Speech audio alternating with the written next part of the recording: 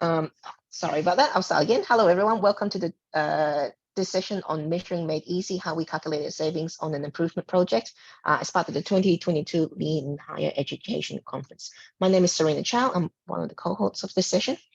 Before we start, as hosts, the University of Melbourne acknowledges the Aboriginal and Torres Strait Islander traditional owners of the unceded land on which we work and learn.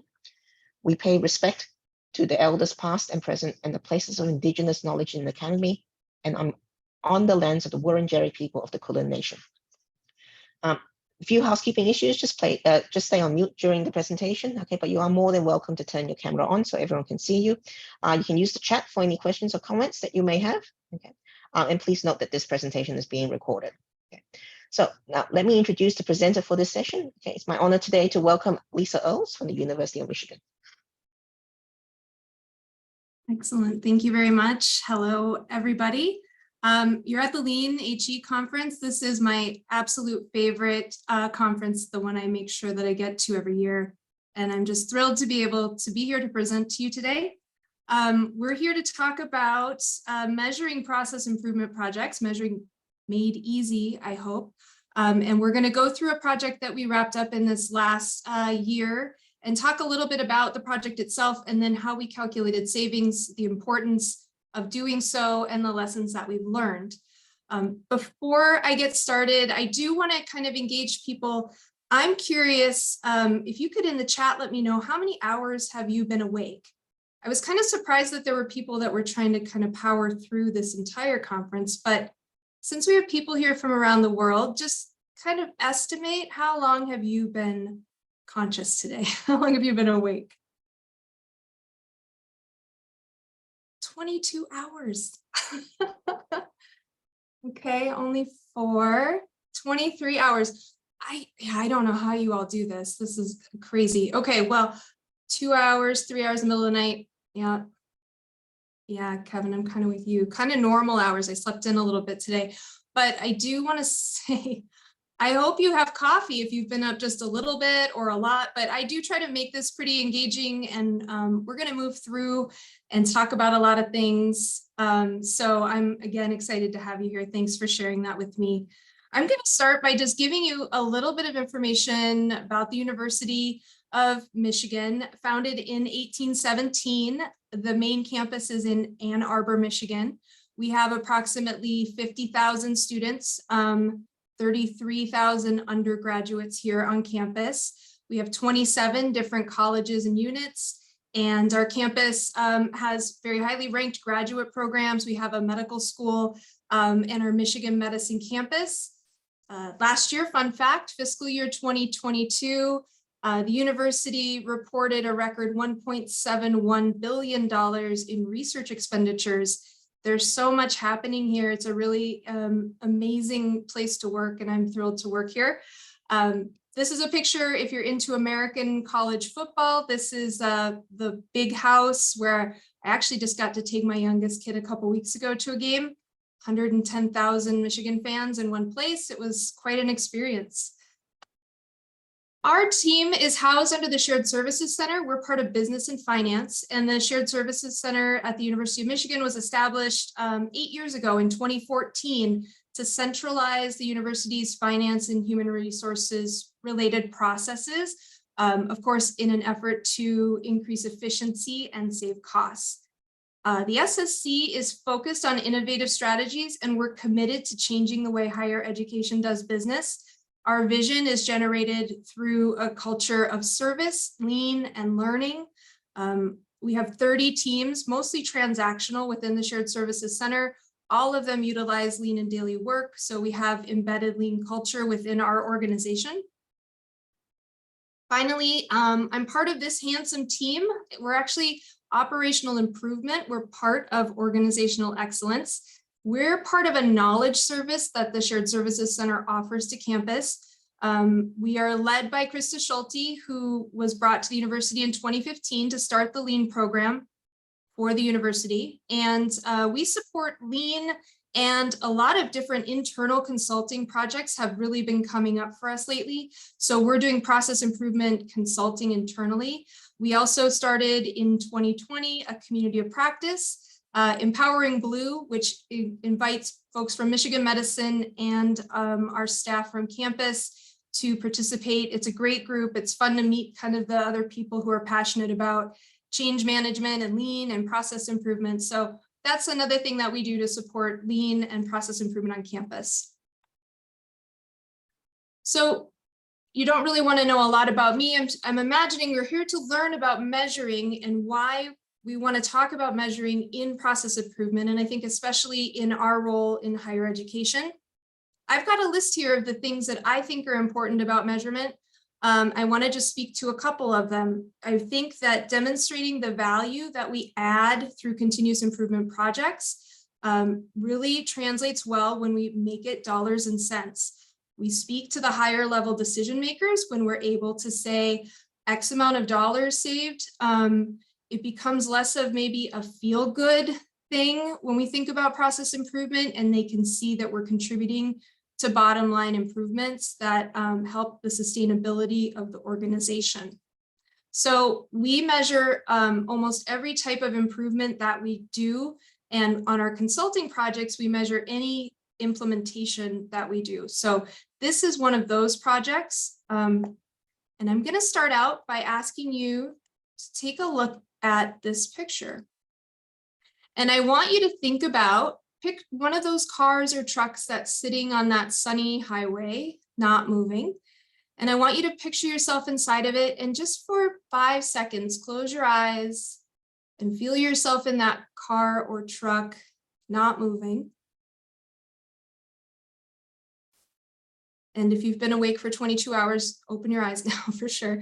Tell me in a couple words in the chat, how does that make you feel? What feelings come up for you when you think about sitting in traffic like that?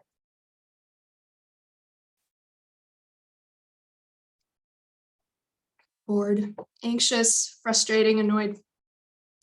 Ugh. Yeah, exactly. Frustrated. Yeah, if I'm in a rush, frustrated, right? It could be late, agitated, and trapped. Yep. Stuck and annoyed. Yeah. Oh, yeah. See, if it's sunny and you got good music, no rush, no worries. I agree.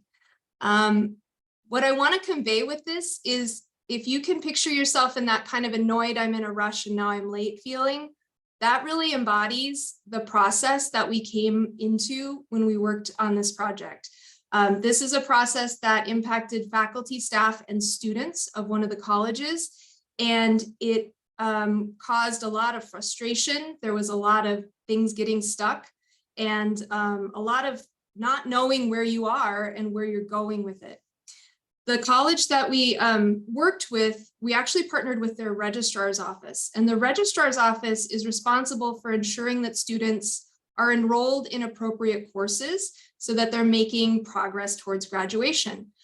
They're responsible for understanding requirements for courses and making sure that students get into the right ones. And the process that we worked on looked like this when we came into it. This college has 4,300 students in undergraduate and graduate programs. And what they were trying to do was register for classes. So students over here on the left, the kid or the poor person with their head on the desk, they've gone into a system and tried to register for a class and they're unable to. They may or may not understand why that happened, but they do know the process that they should follow is to send an email to the faculty member of that class and say, can I get into your class?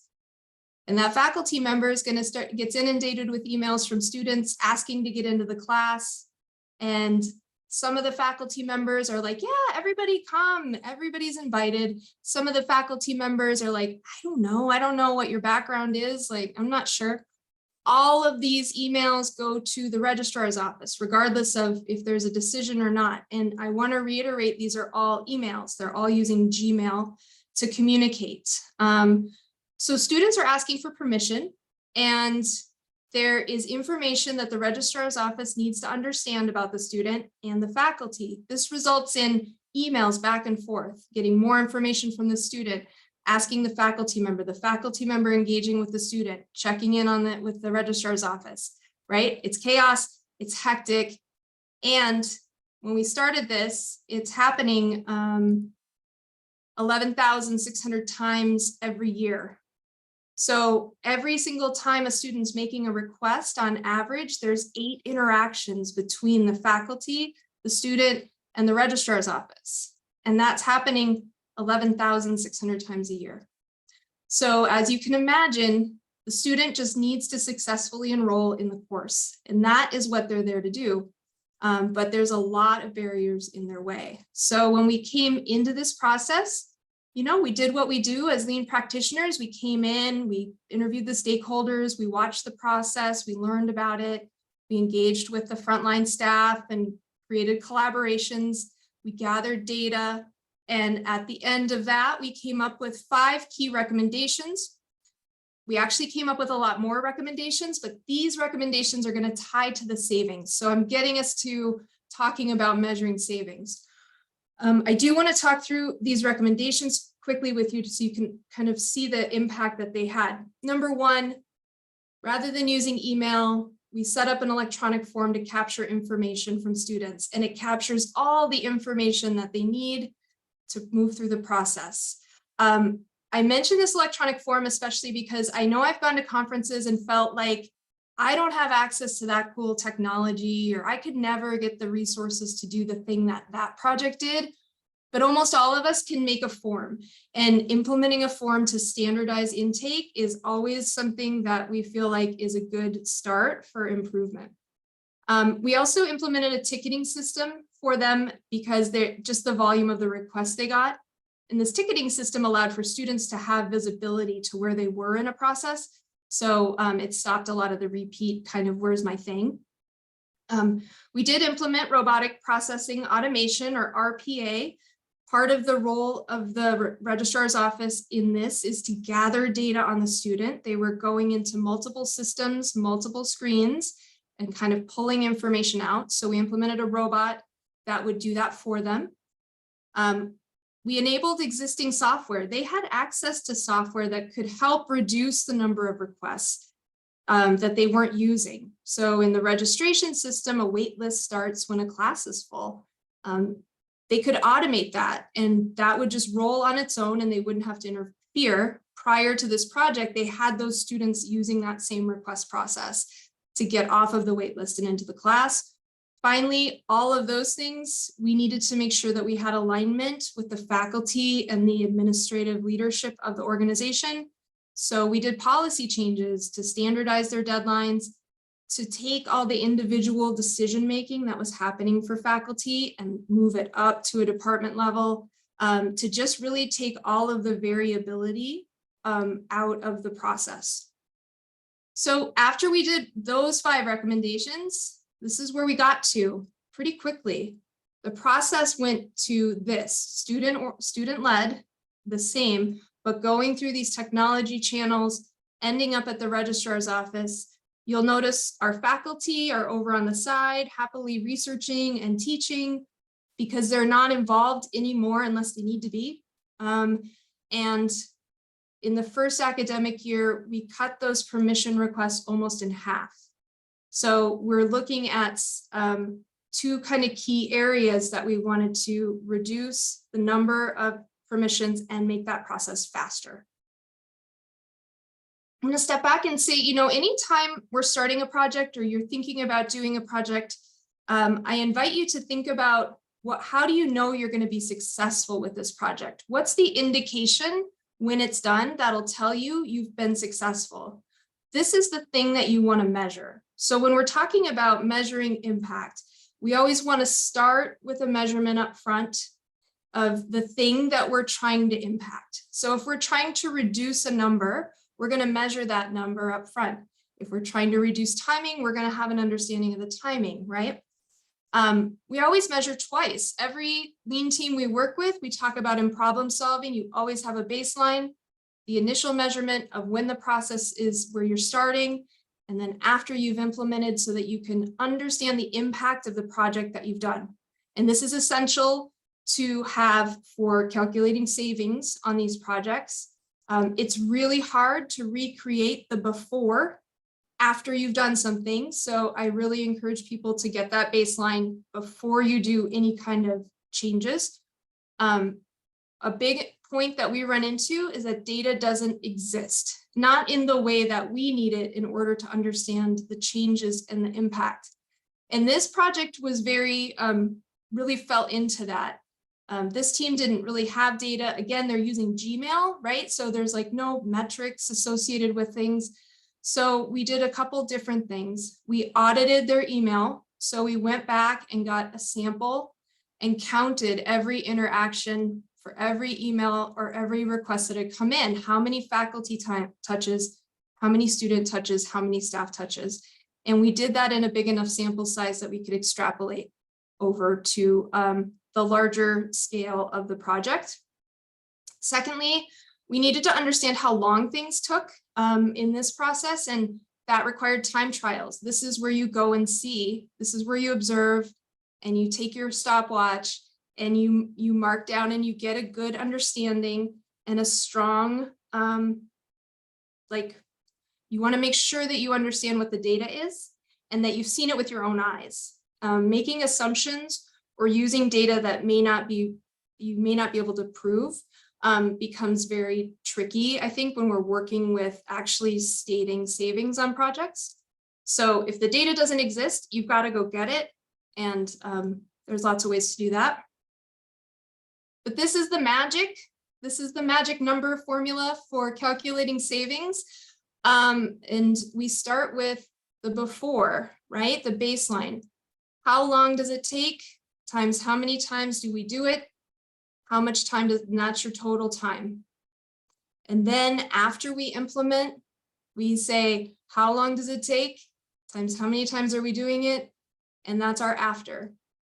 We subtract the after from the before. Hopefully we have a positive number. That's the savings. That's the time. So if it's hours or minutes, and I'm going to go through a couple examples. This is how we calculate savings. And then we turn it into dollars by multiplying it by a salary cost per minute or per hour. And I want to note with the salary cost, we're always very conservative when we're talking about dollars saved. We want to be sure that we are never overstating what we're saving.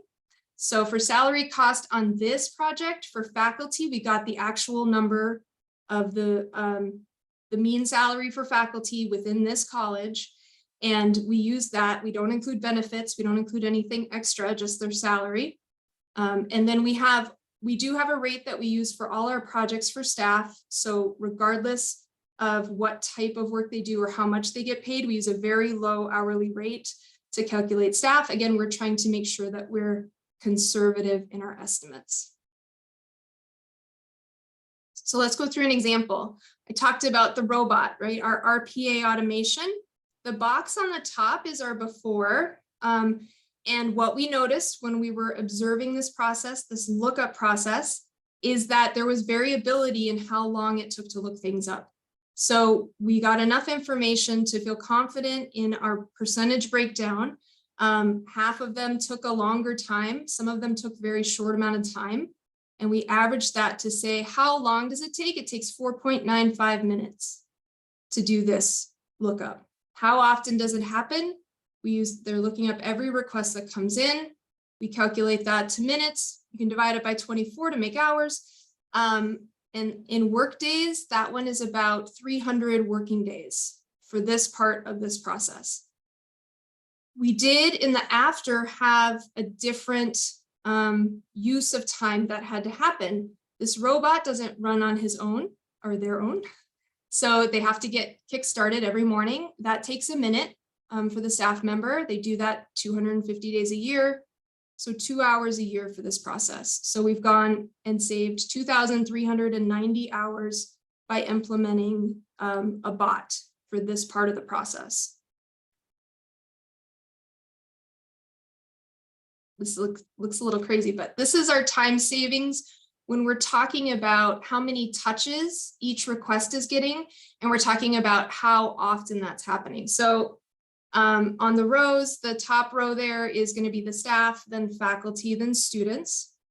When we initially started, we determined that every time somebody was interacting with one of these requests, it took about 4 minutes.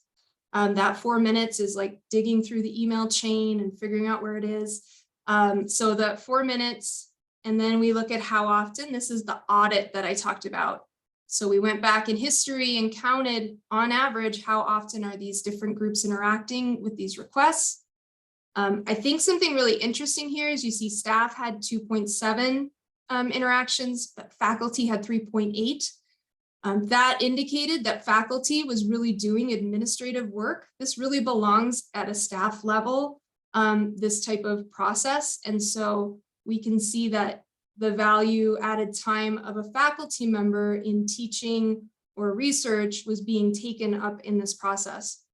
We also add students on here because students' time matters, but it does not matter when we're talking about dollars. We don't use a dollar calculation for students, but we do want to demonstrate savings because it gives them more time to do the things that are important to them.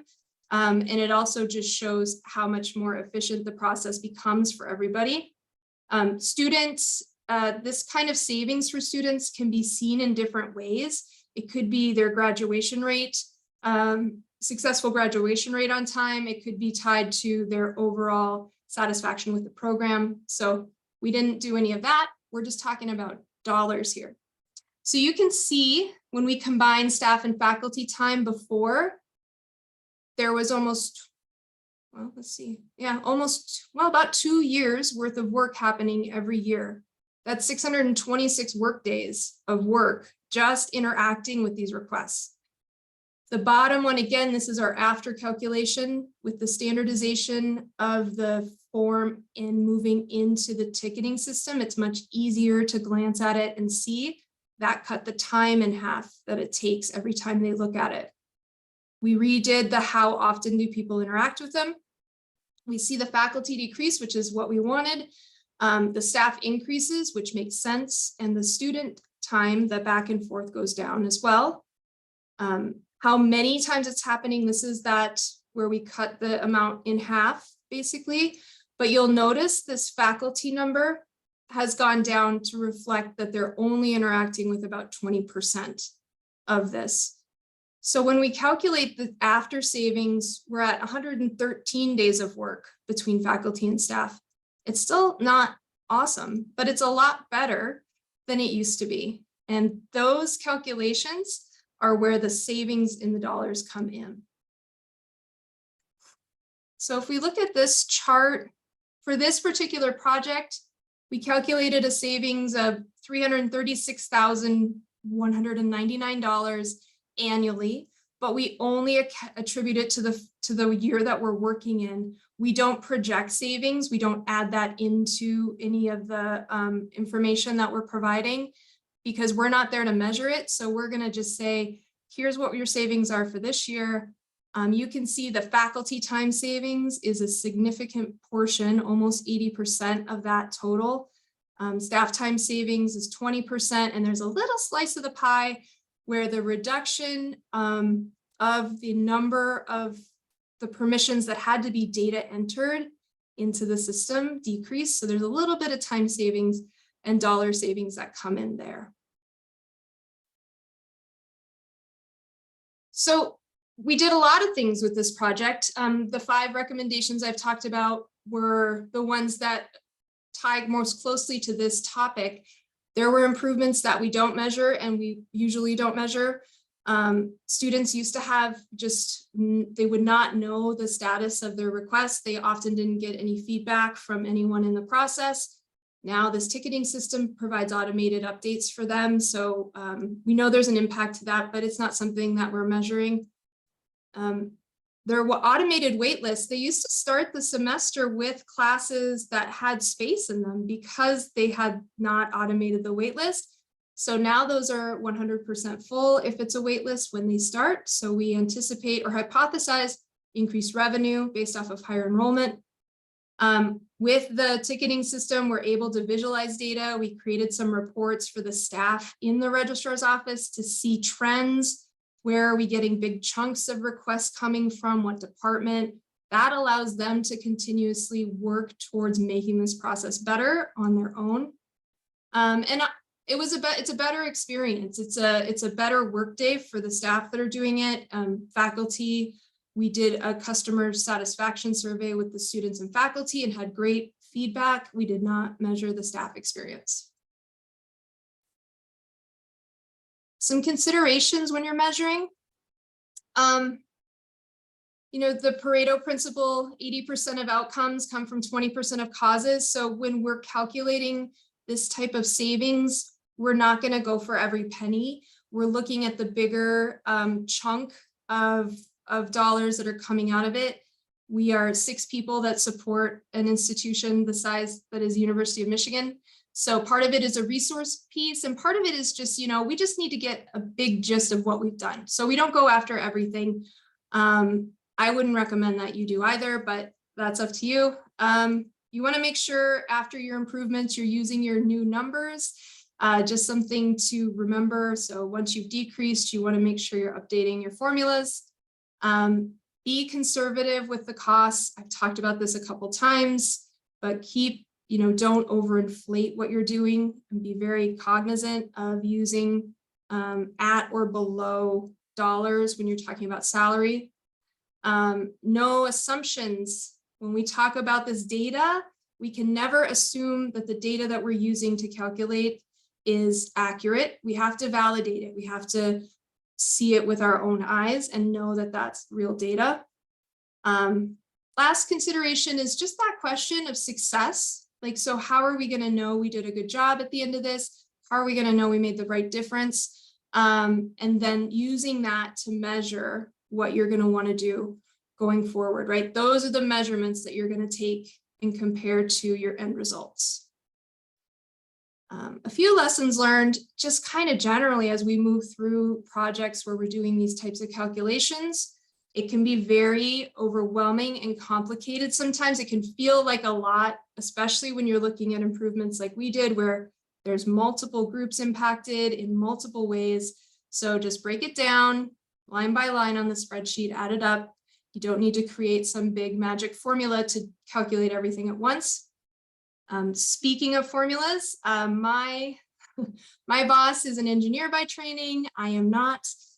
So I was like using a calculator and plugging things into the sheet, and she helped me realize that was a really bad idea. And I'm passing that along to you. Utilize the software, let it do the calculations for you, and make sure that you're doing that. I think this is something, if you work in lean or you do any type of process improvement work like this, you know that people that you're working with can really struggle with feeling like using data in a way that they're being measured, right? So when we're coming into a team, especially a team that doesn't use data generally to understand their work, they can get very defensive and feel very like they're being watched or judged by using data or us collecting the same information. So as always, we want to make sure we're bringing people along with us in this story. We're open and transparent about what we're trying to collect and why, and that we're collaborating with frontline staff all the way up through the team, so everyone has a comfort level with what you're trying to do. It'll really help on time trials too, because people will perform, they'll do performative work in front of you. And so if they trust you a little more, you get to see a little bit more of the variation that's important to understanding how long something takes. And the last thing is just the gut check. You may be able to save $1 million on a project, but it's probably not just reducing one mailing. So sometimes these decimals get moved around. Be sure that just take a look at it. Does it make sense? We had a couple different people come in at different times, and we would walk through the calculations to be sure that we were right. So just encouraging you to do that kind of gut check as well. And that is everything I have about measuring, but I'm happy to use the remaining time to talk more in depth or answer questions that have come up for you. I just have a thank you slide. Thanks, Lisa. Okay. It was very interesting for the way that you went through how you went about setting it up to start with, and then completing it, following it through to the end. There are a couple of questions in the chat. I might just go through in chronological order. Phil asked, how do you incorporate the positive impact of streamlining student experience versus pure staff hours? Yeah, that's a great question. And I think that would be part of what we did with the customer satisfaction survey. So we were trying to monitor that we were actually improving it from a student view. We utilize student focus groups in this as well to make sure that we were not impacting them negatively by, introducing this form. But I think this college was really focused on reducing the overall burden of the staff, and they were not as interested in the student experience. So that is not something that we spent much time on. Although I think there's definitely ways you could measure that using surveys with students. Thanks. Hope that answers your question, Phil. Yeah. Julie, I was asking if you could elaborate a little bit on how the sense of effort that went into actually doing this project. There's a couple of things she asked is, was it OPEX staff versus college people? How long did the project run from your office perspective? And how many OPEX people did you involve in the project? Yeah, those are great questions. One thing that we're not including in these calculations is our effort, right? So we're talking about pure savings on that side. We did, we had 2 consultants on the initial part into the recommendation phase, and then there were myself and another consultant and a project manager that did the implementation. Overall, we spent about a year on this project. And so there was a significant amount of effort. We did utilize team members from organizational excellence in our business analytics, in our tech team, and on the RPA, on the robotic process automation group. I will say there is now a contract, and there was payment towards those services, the technical services, but the rest of it was just part of the organizational excellence effort. Thanks. Hope that answers your question, Julie. Peter did say that the 513 days that you calculated that was saved, did the cost come out of the budget, or was it, reallocated, or staff reductions, or where did it go? Yeah. Well, we always hope there's not a staff reduction based off of what we did. There's still certainly enough work. They were understaffed to begin with. But I think what it did was it allowed them to look at, if we have this time, what else can we do with it? Because I think it was shocking to everyone involved on that side exactly how much time this was taking. Even though they felt it, I think to say this is 300 days of effort was a lot for them to take in. So it's definitely a reallocation, especially on the faculty side, of just allowing them to do more value-added activity. And on the staff side, there was no downsizing. I think they just kind of have refocused efforts in other areas. And they're also still working on improving this. They still have some work to do. Yeah, thanks for that. Next question is from Sakina. They understand that about making no assumptions about the data measurement.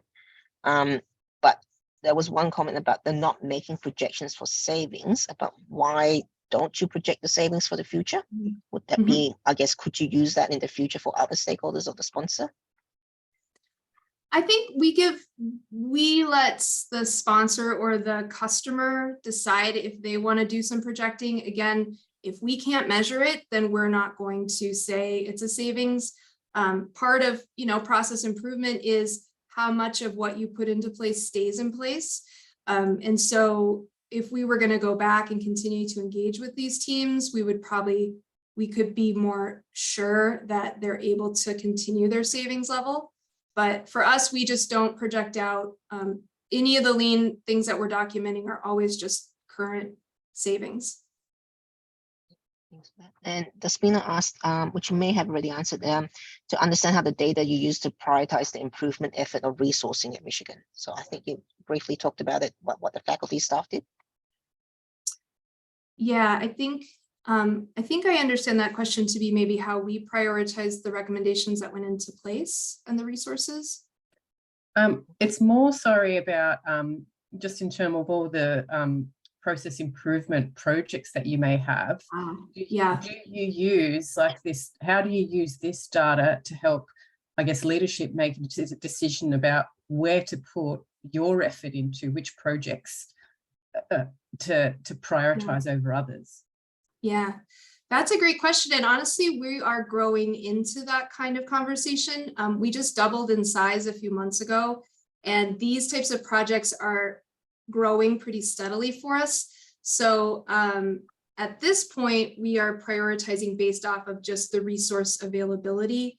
We aren't really looking at total overall savings as an indicator that we should work on something. We're just focused on helping where we're wanted and needed. So right now we're not prioritizing in that way. It's a good thought though. Thanks. I hope that answers your question, Despina. We got another question from Karen, which backed up by Kevin. Karen mentions that they are trying to collect metrics on behavioral changes, operational changes, and satisfaction, but you focus mostly on the operational metrics. That is typically cost. Do you have examples of metrics for behavioral changes at adoption and or satisfaction? The second comment is that they do struggle to get the baseline metrics, I guess, for what they're looking at and what the value of the gathering. And your story, I guess, reinforces the value of gathering the metrics in the first place. Yeah, and again, you know, it may not be a popular thing to say, but really this college was worried about resource and staff issues more than they were worried about experience. And honestly, they were worried more about how long this took versus how much it was burning people out. So I think it really depends on the perspective of who you're going in with. And I could think a little bit more. You could email me. I'm sure we have some examples of where we've done that. I just don't have them on the top of my head. Thanks for that. That was the last of the questions in the chat. I guess I'll open it up if anybody actually wants to ask verbally a question.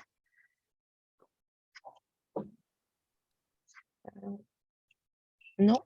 Lisa, I might ask a quick one. Sorry, Julie, your hand's up. I'll be quick. So you've made these savings. Does your executive now expect you, I mean, your team just doubled, so it's sounding good for you, but does your executive then suggest, okay, where can we reduce our headcount for this process or for other processes? Yeah, so working with these external customers, being lean, we're very clear that we're not there to help them downsize. So with our own organization, every improvement that's made with the lean teams within the shared services center, those are measured and documented, and we use those savings to reallocate for more services for customers. Okay. So I think it really, it depends on the perspective of the person in charge. With this is just a demonstration, I think, of the impact we can have. And then what that college chooses to do with it is kind of, it's out of our hands. Yeah. Okay. Yeah. That's nice. I like that. Yeah. Good. Thank you. And Julie?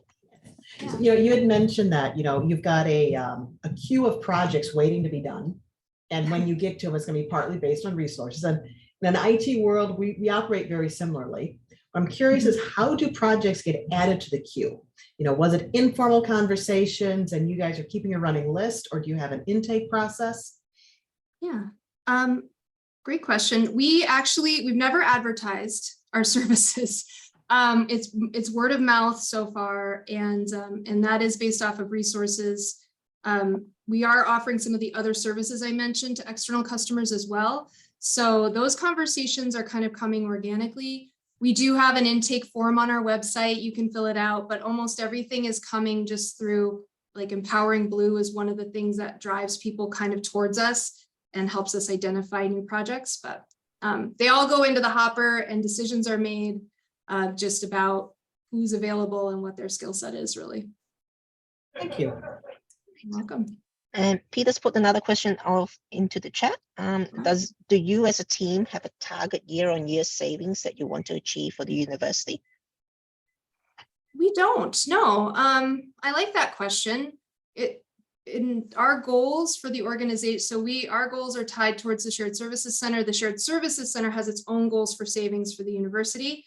Part of that is, you know, they've gone from 12 services offered to 31 services offered with no increase in cost to our customers. That's due to these lean projects, freeing up time and space and resources.